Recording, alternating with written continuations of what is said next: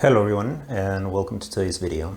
In today's video we're going to be taking a look at the word therefore, and this is an adverb that can help you show the relationship between two ideas.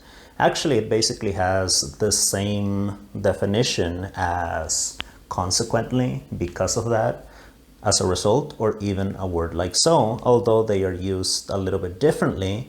And I do find that the word therefore can sound a little bit more formal, so this is a great word to know if you are writing a formal paper for university or for school, or if you are giving a formal presentation. Let's take a look at a few examples. The first example says that I am moving to a new city in a couple of weeks. Therefore, I need to find a new apartment. So again, I am moving to a new city in 2 weeks, and the result or the consequence is that I need to find a new apartment.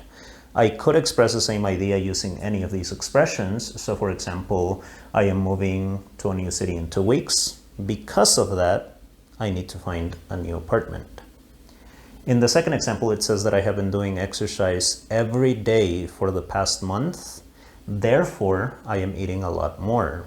So again, I have been doing exercise every day for the past month. The result or the consequence is that I am eating a lot more because my body needs more energy. I could also say I have been doing exercise every day for the last month. As a result, I have been eating a lot more, or I am eating a lot more. In the next example, it says that my brother is only 17 years old. Therefore, he needs my parents' written permission every time that he travels by plane alone. So again, my brother is only 17 years old.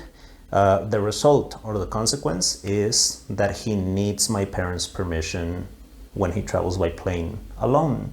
So therefore, he needs my parents' permission to travel alone. And in the final example, it says that I only slept 3 hours last night.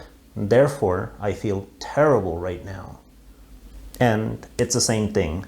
I only slept 3 hours last night. The result or the consequence is that I am feeling terrible right now. And basically, this is how you use therefore.